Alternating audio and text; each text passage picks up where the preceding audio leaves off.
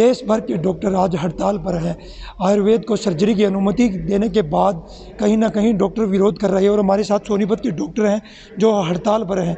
जी, जो आयुर्वेद में सर्जरी की अनुमति दी उसके बाद क्या कारण है जो हड़ताल पर जाना पड़ा? हमें सिर्फ एक ही चीज़ से विरोध है कि सरकार इस तरह की मिक्सोपैथी को बढ़ावा बिल्कुल भी ना दे। आयुर्वेद की विधा को अलग डेवलप कराएं, हमारी विधाओं को अपनी विधाओं में काम करने दें, या फिर अगर कुछ भी ऐसा सर्जरी के लिए ट्रेन करना चाहते हैं तो इंटेंसिव ट्रेनिंग जैसे कि MBBS के बाद होती है, MS के लिए ट्रेनिंग करनी पड़ती है, उसके बाद सुपर स्पेशलिटी के लिए ट्रेनिंग करनी पड़ती है, तब जा कर के एक एक्सपीरियंस आता है सर्जरी करने का। तो उस तरह की कुछ डेवलपमेंट आयुर्वेद में भी होने चाहिए, और तब ही उनको इस तरह का मिलना चाहिए कुछ भी अवसर करने का। ये जो आपने हड़ताल की है कब से शुरू की और कब तक रहेगी? ये हड़ताल हमारी 11 दिसंबर को पूरे देश में है, पूरे इंडिया में है, और national president doctor Rajan Sharma, doctor RV Ashokan sir secretary हैं IMA के, उनके आह्वान पर पूरे देश भर के IMA के डॉक्टर्स ने आज सुबह 6 बजे से शाम के 6 बजे तक अपनी OPD सेवाएं बंद रखी हैं। एमरजेंसी सेवाएं, कोविड सेवाएं और डिलीवरी की सेवाएं सब सुचारू रूप से चलेंगी। एक डॉक्टर और हमारे साथ। सर, क्या लगातार क्यों विरोध कर रहे हो जो आयुर्वेद में सर्जरी की अनुमति दी है? आयुर्वेद में सर्जरी देने का जो विरोध है हम लोगों का, मैं सभी आपसे, सभी जनता से, सभी से ये पूछना चाहता हूँ कि हम लोगों की MBBS की पढ़ाई होती है जिसमें ट्रेनिंग इंटर्नशिप कंप्लीट होते होते 6 साल लग जाते हैं। 6 साल के बाद भी MBBS के डॉक्टर को इंडिपेंडेंट सर्जरी करने की इजाज़त नहीं होती है, ना ही सरकार के द्वारा ना ही कोर्ट के द्वारा। अगर ऐसा कोई काम करता है तो उसके ऊपर केस होता है, उसको सज़ा मिलती है।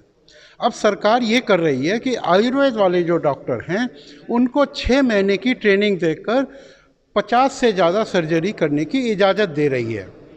इसका क्या मतलब हुआ? मतलब ये हुआ कि जब वो सर्जरी करेंगे तो कॉम्प्लिकेशंस ज़्यादा होंगे। सर्जरी में कॉम्प्लिकेशंस जो होते हैं वो उसको संभालना बहुत मुश्किल काम होता है। अगर वो कॉम्प्लिकेशन होता है तो कॉम्प्लिकेशन को टैकल करने की ट्रेनिंग उनके पास नहीं है, जो कि हम लोगों को MS की सर्जरी MBBS करने के बाद जो हम लोग पोस्ट ग्रेजुएशन करते हैं उसके बाद वो टैकल करने की ट्रेनिंग मिलती है।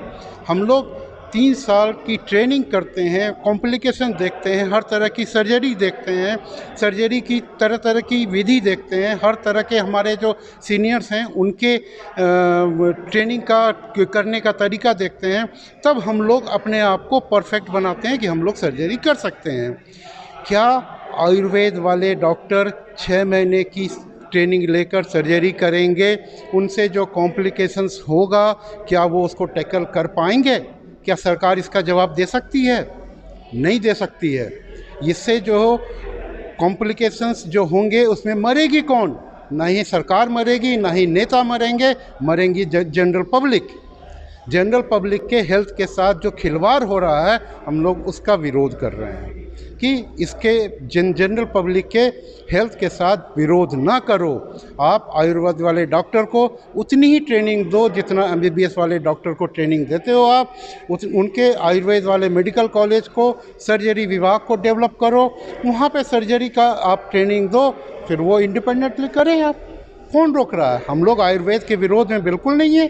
आयुर्वेद एक अलग पद्धति है जिसका हम लोग पूरा सम्मान करते हैं और उसकी एक अपनी अलग गरिमा है। हम लोग चाहते हैं कि आयुर्वेद वाले भी अपनी गरिमा बना कर रखें, उसको मिक्स करके ना तो आयुर्वेद को आयुर्वेद रहने दिया जाएगा, ना ही MBBS को MBBS रहने दिया जाएगा, एलोपैथ को एलोपैथ रहने दिया जाएगा।